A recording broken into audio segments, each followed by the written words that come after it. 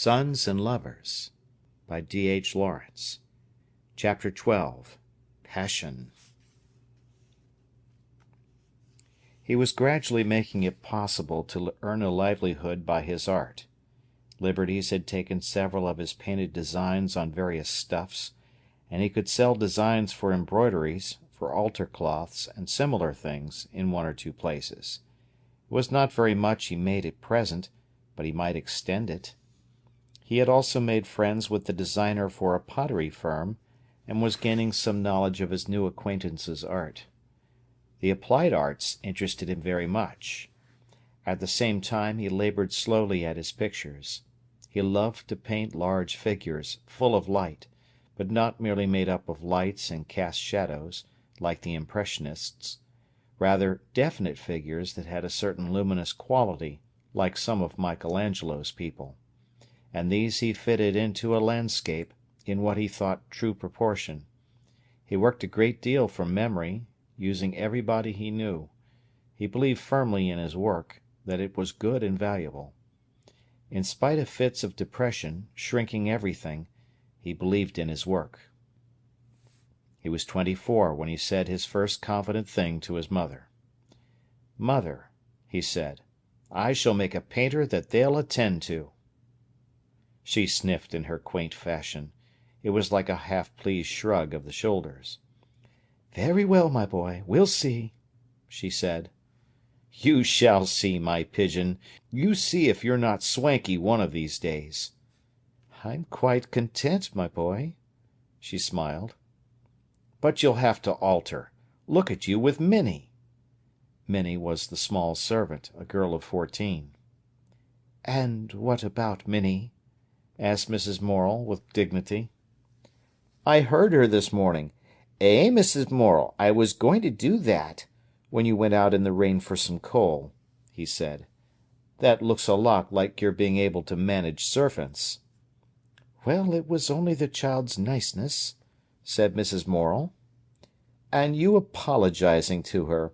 You can't do two things at once, can you?" "She was busy washing up," replied Mrs. Morel. "And what did she say? It could easy have waited a bit. Now look how your feet paddle." "Yes, brazen young baggage," said Mrs. Morel, smiling. He looked at his mother, laughing. She was quite warm and rosy again with love of him. It seemed as if all the sunshine were on her for a moment. He continued his work gladly. She seemed so well when she was happy that he forgot her grey hair. And that year she went with him to the Isle of Wight for a holiday. It was too exciting for them both, and too beautiful. Mrs. Morel was full of joy and wonder. But he would have her walk with him more than she was able. She had a bad fainting bout.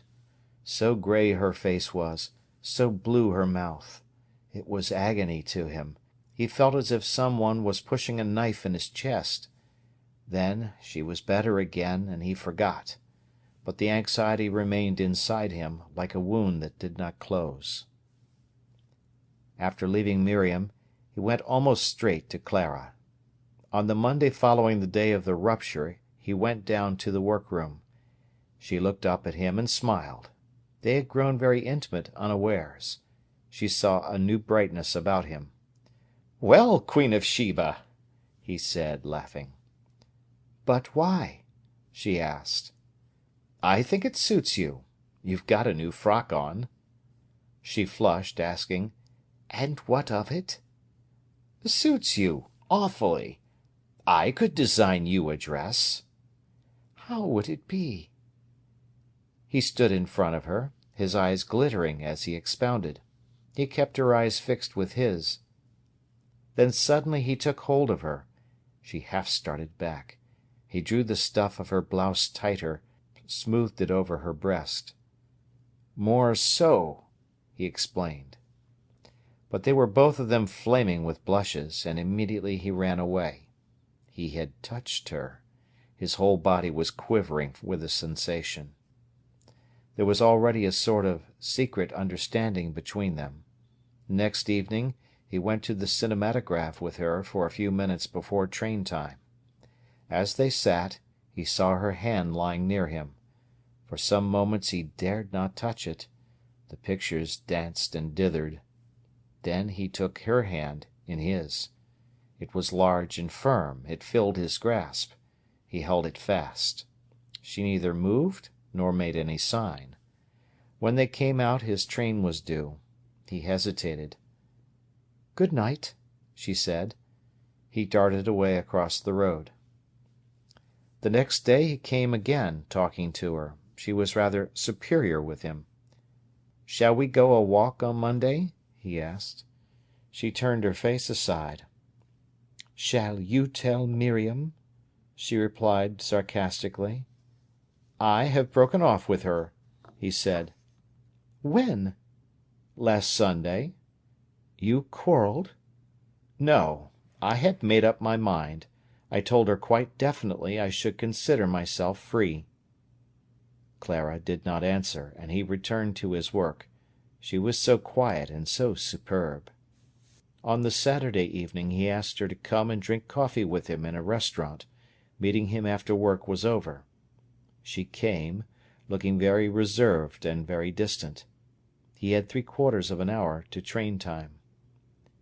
"We will walk a little while," he said. She agreed, and they went past the castle into the park. He was afraid of her. She walked moodily at his side, with a kind of resentful, reluctant, angry walk. He was afraid to take her hand. "Which way shall we go?"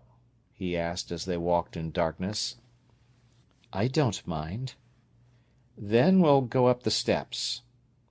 He suddenly turned round. They had passed the park steps. She stood still in resentment at his suddenly abandoning her. He looked for her. She stood aloof. He caught her suddenly in his arms, held her strained for a moment, kissed her. Then he let her go. "Come along," he said, penitent. She followed him. He took her hand and kissed her finger-tips. They went in silence. When they came to the light, he let go her hand. Neither spoke till they reached the station. Then they looked each other in the eyes. "Good night," she said. And he went for his train. His body acted mechanically. People talked to him.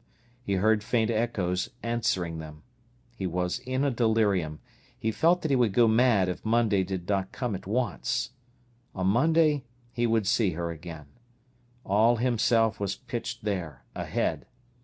Sunday intervened. He could not bear it. He could not see her till Monday. And Sunday intervened, hour after hour of tension. He wanted to beat his head against the door of the carriage. But he sat still. He drank some whisky on the way home, but it only made it worse. His mother must not be upset, that was all. He dissembled and got quickly to bed. There he sat, dressed, with his chin on his knees, staring out of the window at the far hill with its few lights.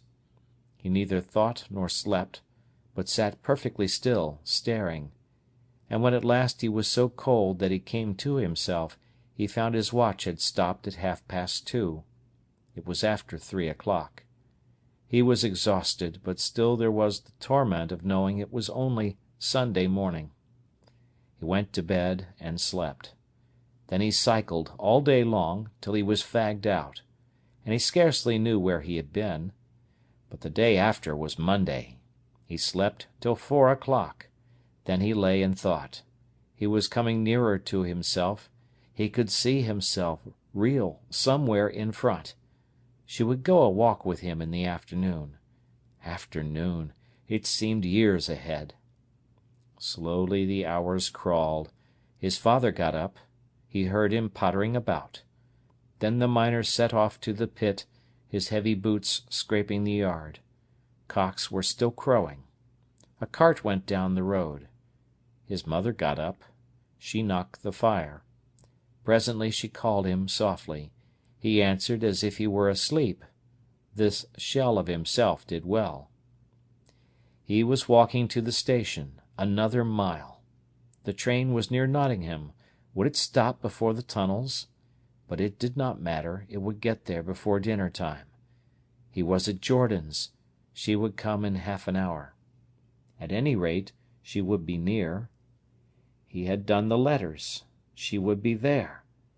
Perhaps she had not come. He ran downstairs. Ah! He saw her through the glass door. Her shoulders stooping a little to her work made him feel he could not go forward, he could not stand. He went in. He was pale, nervous, awkward, and quite cold. Would she misunderstand him? He could not write his real self with this shell. "And this afternoon," he struggled to say, "you will come?" "I think so," she replied, murmuring. He stood before her, unable to say a word. She hid her face from him. Again came over him the feeling that he would lose consciousness. He set his teeth and went upstairs. He had done everything correctly yet, and he would do so. All the morning things seemed a long way off, as they do to a man under chloroform. He himself seemed under a tight band of constraint. Then there was his other self, in the distance, doing things, entering stuff in a ledger, and he watched that far-off him carefully to see he made no mistake. But the ache and strain of it could not go on much longer. He worked incessantly. Still it was only 12 o'clock. As if he had nailed his clothing against the desk, he stood there and worked, forcing every stroke out of himself. It was 1:45. He would clear away. Then he ran downstairs. "You will meet me at the fountain at 2 o'clock," he said. "I can't be there till 1:30. "Yes," he said. She saw his dark, mad eyes. "I will try at 1:15." And he had to be content. He went and got some dinner. All the time he was still under chloroform, and every minute was stretched out indefinitely. He walked miles of streets. Then he thought he would be late at the meeting-place. He was at the fountain at 2:05. The torture of the next quarter of an hour was refined beyond expression. It was the anguish of combining the living self with the shell. Then he saw her. She came, and he was there. "You are late," he said. "Only 5 minutes," she answered. "I'd never have done it to you," he laughed. She was in a dark blue costume. He looked at her beautiful figure. "You want some flowers," he said, going to the nearest florist's. She followed him in silence. He bought her a bunch of scarlet, brick-red carnations. He put them in her coat, flushing. "That's a fine colour," he said. "I'd rather have something softer," she said. He laughed. "Do you feel like a blot of vermilion walking down the street?" he said. She hung her head, afraid of the people they met. He looked sideways at her as they walked. There was a wonderful close down on her face near the ear that he wanted to touch, and a certain heaviness, the heaviness of a very full ear of corn that dipped slightly in the wind, that there was about her, made his brain spin. He seemed to be spinning down the street, everything going round. As they sat in the tram-car, she leaned her heavy shoulder against him, and he took her hand. He felt himself coming round from the anaesthetic, beginning to breathe. Her ear, half hidden among her blonde hair, was near to him. The temptation to kiss it was almost too great. But there were other people on top of the car. It still remained to him to kiss it.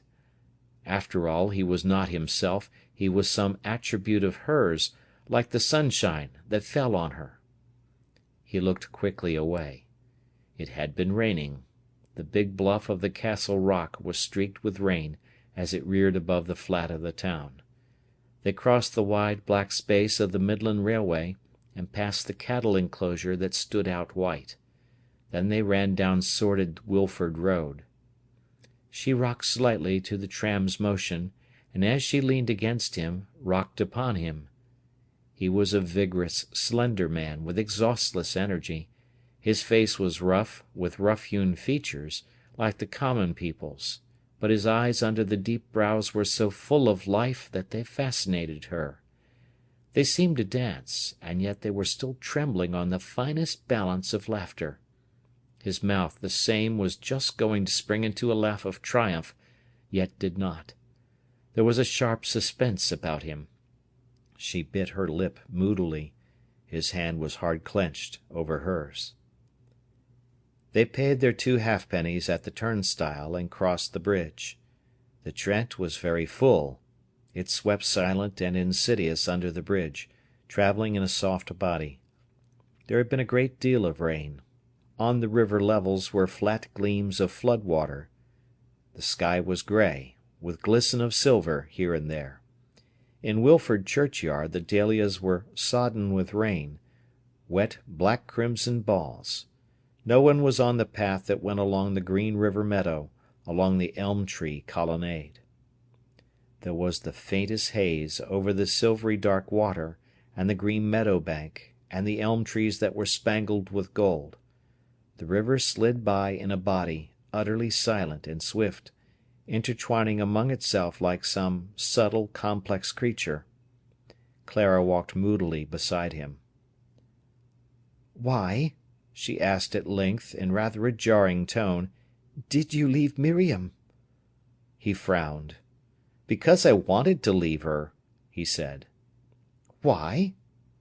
"Because I didn't want to go on with her, and I didn't want to marry." She was silent for a moment. They picked their way down the muddy path. Drops of water fell from the elm trees. "You didn't want to marry Miriam, or you didn't want to marry at all?" she asked. "Both," he answered. "Both." They had to manoeuvre to get to the stile, because of the pools of water. "And what did she say?" Clara asked. "Miriam? She said I was a baby of 4, and that I always had battled her off." Clara pondered over this for a time. "But you have really been going with her for some time?" she asked. "Yes." "And now you don't want any more of her?" "No, I know it's no good." She pondered again. "Don't you think you've treated her rather badly?" she asked. "Yes, I ought to have dropped it years back, but it would have been no good going on. 2 wrongs don't make a right." "How old are you?" Clara asked. 25. "And I am 30," she said. "I know you are." "I shall be 31, or am I 31?" "I neither know nor care. What does it matter?" They were at the entrance to the grove. The wet, red track, already sticky with fallen leaves, went up the steep bank between the grass. On either side stood the elm trees like pillars along a great aisle, arching over and making high up a roof from which the dead leaves fell. All was empty and silent and wet. She stood on top of the stile, and he held both her hands. Laughing, she looked down into his eyes. Then she leaped. Her breast came against his. He held her, and covered her face with kisses. They went on up the slippery, steep red path. Presently she released his hand and put it round her waist. "You pressed the vein in my arm, holding it so tightly," she said. They walked along. His finger-tips felt the rocking of her breast. All was silent and deserted. On the left the red wet ploughland showed through the doorways between the elm boles and their branches. On the right, looking down, they could see the tree-tops of elms growing far beneath them, hear occasionally the gurgle of the river. Sometimes there below they caught glimpses of the full, soft-sliding Trent, and of water meadows dotted with small cattle.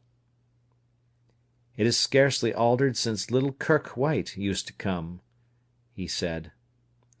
But he was watching her throat below the ear, where the flush was fusing into the honey white, and her mouth that pouted disconsolate.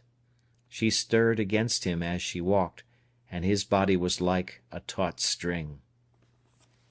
Halfway up the big colonnade of elms, where the grove rose highest above the river, their forward movement faltered to an end. He led her across to the grass, under the trees at the edge of the path.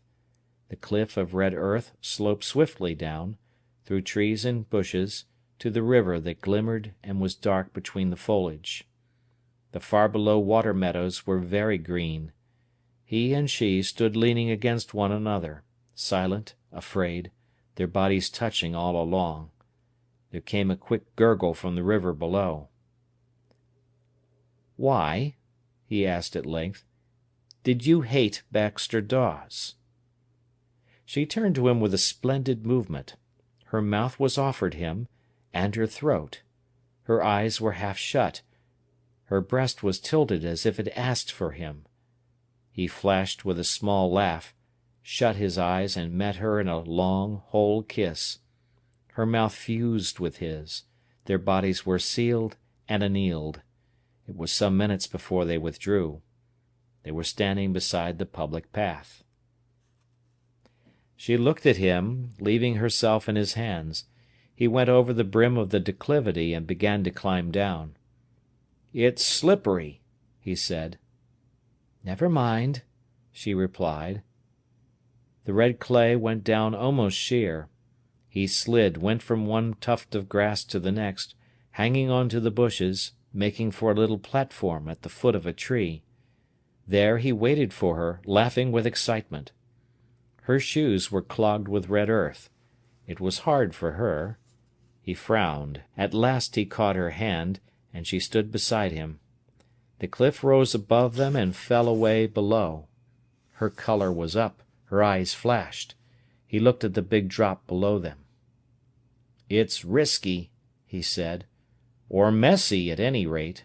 Shall we go back?" "Not for my sake," she said quickly. "All right.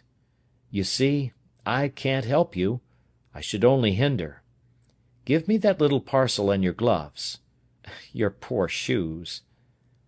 They stood perched on the face of the declivity under the trees. "Well, I'll go again," he said. Away he went, slipping, staggering, sliding to the next tree, into which he fell with a slam that nearly shook the breath out of him. She came after cautiously, hanging on to the twigs and grasses. So they descended, stage by stage, to the river's brink. There, to his disgust, the flood had eaten away the path, and the red decline ran straight into the water. He dug in his heels and brought himself up violently. The string of the parcel broke with a snap. The brown parcel bounded down, leaped into the water, and sailed smoothly away. He hung on to his tree. "Well, I'll be damned!" he cried crossly. Then he laughed. She was coming perilously down. "Mind!" he warned her. He stood with his back to the tree, waiting. "Come now," he called, opening his arms. She let herself run. He caught her, and together they stood, watching the dark water scoop at the raw edge of the bank. The parcel had sailed out of sight. "It doesn't matter," she said. He held her close and kissed her. There was only room for their 4 feet. "It's a swindle," he said. "But there's a rut where a man has been, so if we go on I guess we shall find the path again." The river slid and twined its great volume. On the other bank cattle were feeding on the desolate flats. The cliff rose high above Paul and Clara on their right hand. They stood against the tree in a watery silence. "Let us try going forward," he said, and they struggled in the red clay along the groove a man's nailed boots had made. They were hot and flushed. Their barkled shoes hung heavy on their steps. At last they found the broken path. It was littered with rubble from the water, but at any rate it was easier. They cleaned their boots with twigs. His heart was beating thick and fast. Suddenly, coming on to the little level, he saw 2 figures of men standing silent at the water's edge. His heart leaped. They were fishing. He turned and put his hand up warningly to Clara. She hesitated, buttoned her coat. The two went on together. The fishermen turned curiously to watch the two intruders on their privacy and solitude. They had had a fire, but it was nearly out. All kept perfectly still. The men turned again to their fishing, stood over the grey glinting water like statues. Clara went with bowed head, flushing. He was laughing to himself. Directly they passed out of sight behind the willows. "Now they ought to be drowned," said Paul softly. Clara did not answer. They toiled forward along a tiny path on the river's lip. Suddenly it vanished. The bank was sheer red solid clay in front of them, sloping straight into the river. He stood and cursed beneath his breath, setting his teeth.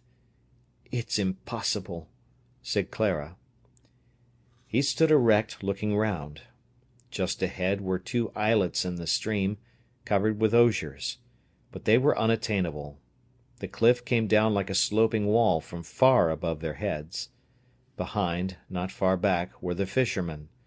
Across the river the distant cattle fed silently in the desolate afternoon. He cursed again deeply under his breath. He gazed up the great steep bank. Was there no hope but to scale back to the public path? "Stop a minute," he said, and digging his heels sideways into the steep bank of red clay, he began nimbly to mount. He looked across at every tree foot. At last he found what he wanted. Two beech trees side by side on the hill held a little level on the upper face between their roots. It was littered with damp leaves, but it would do. The fishermen were perhaps sufficiently out of sight. He threw down his rainproof and waved to her to come. She toiled to his side. Arriving there, she looked at him heavily, dumbly, and laid her head on his shoulder. He held her fast as he looked round. They were safe enough from all but the small, lonely cows over the river. He sunk his mouth on her throat, where he felt her heavy pulse beat under his lips. Everything was perfectly still. There was nothing in the afternoon but themselves. When she arose, he, looking on the ground all the time, saw suddenly sprinkled on the black wet beech roots many scarlet carnation petals, like splashed drops of blood, and the red small splashes fell from her bosom, streaming down her dress to her feet. "Your flowers are smashed," he said. She looked at him heavily as she put back her hair.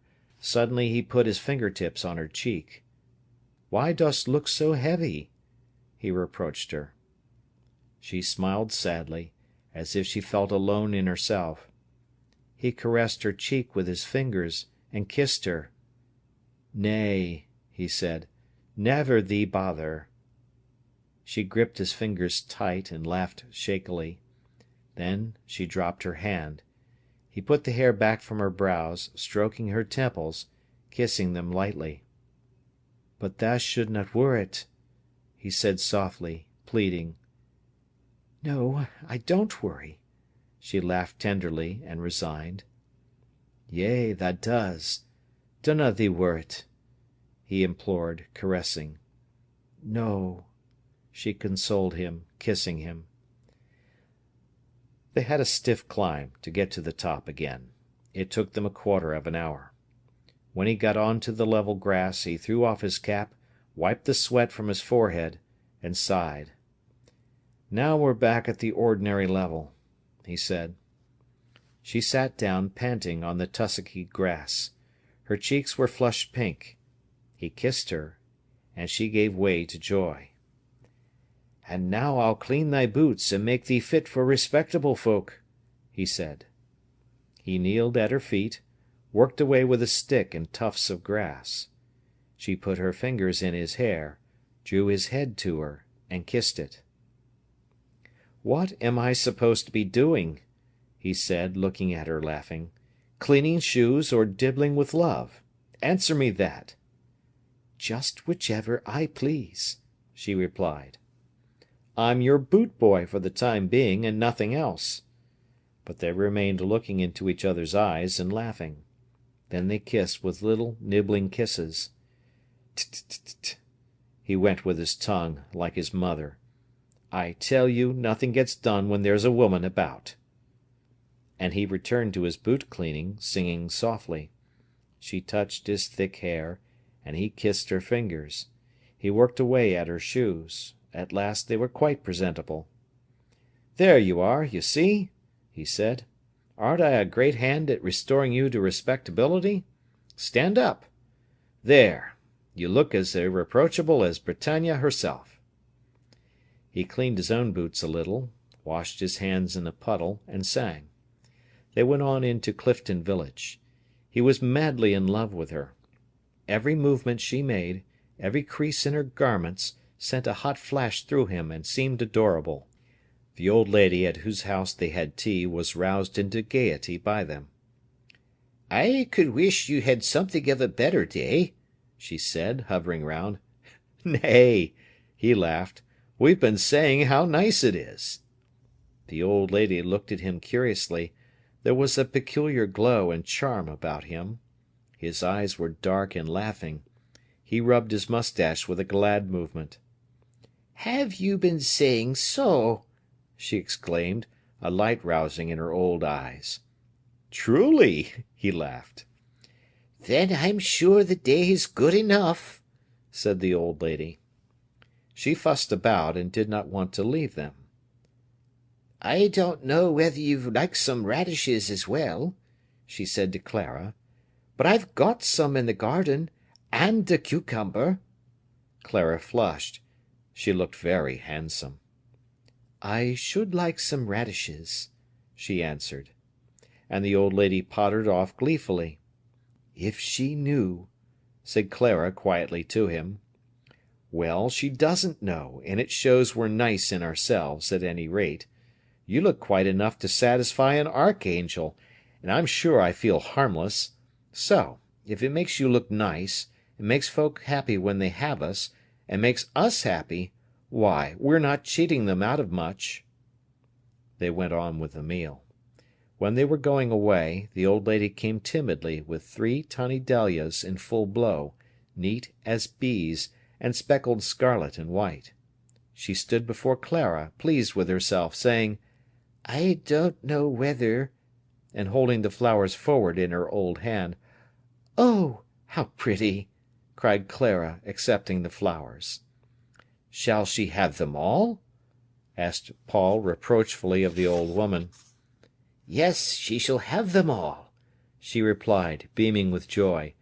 "You have got enough for your share." "Ah, but I shall ask her to give me one," he teased. "Then she does as she pleases," said the old lady, smiling, and she bobbed a little curtsy of delight. Clara was rather quiet and uncomfortable.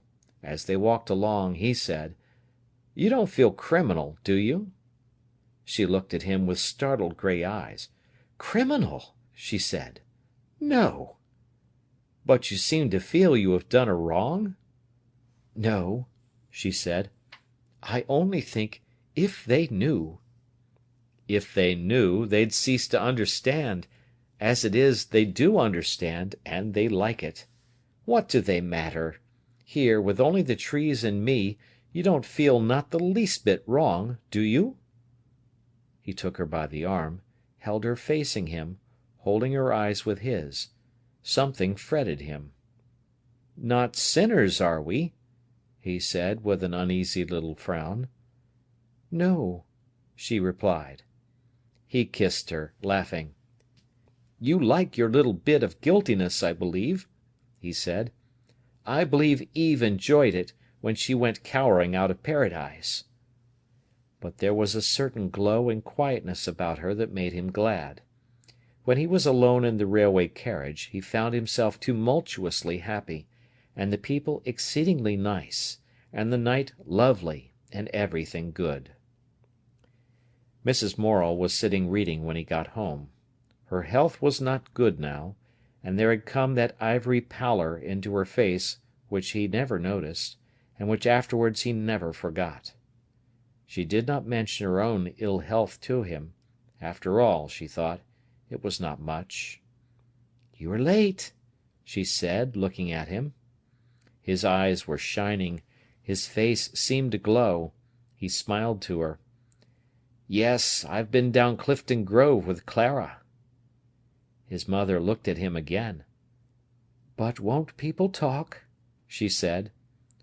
"Why? They know she's a suffragette and so on, and what if they do talk?" "Of course there may be nothing wrong in it," said his mother, "but you know what folks are, and if once she gets talked about—" "Well, I can't help it. Their jaw isn't so almighty important after all." "I think you ought to consider her." "So I do. What can people say? That we take a walk together. I believe you're jealous." "You know I should be glad if she weren't a married woman." "Well, my dear, she lives separate from her husband, and talks on platforms, so she's already singled out from the sheep, and as far as I can see, hasn't much to lose. No, her life's nothing to her, so what's the worth of nothing? She goes with me. It becomes something. Then she must pay. We both must pay. Folk are so frightened of paying, they'd rather starve and die." "Very well, my son. We'll see how it will end." "Very well, my mother. I'll abide by the end." "We'll see." "And she's awfully nice, mother. She is, really. You don't know." "That's not the same as marrying her." "It's perhaps better." There was silence for a while. He wanted to ask his mother something, but was afraid. "Should you like to know her?" He hesitated. "Yes," said Mrs. Morel coolly. "I should like to know what she's like." "But she's nice, mother, she is, and not a bit common." "I never suggested she was." "But you seem to think she's not as good as—" "She's better than 99 folk out of 100, I tell you. She's better, she is. She's fair, she's honest, she's straight. There isn't anything underhand or superior about her. Don't be mean about her." Mrs. Morel flushed. "I am sure I am not mean about her. She may be quite as you say, but—" "You don't approve," he finished. "And do you expect me to?" she answered coldly. "Yes, yes. If you'd anything about you, you'd be glad. Do you want to see her?" "I said I did." "Then I'll bring her. Shall I bring her here?" "You please yourself." "Then I will bring her here. One Sunday, to tea. If you think a horrid thing about her, I shan't forgive you." His mother laughed. "As if it would make any difference," she said. He knew he had won. "Oh, but it feels so fine when she's there. She's such a queen in her way." End of Part 1 of Chapter 12.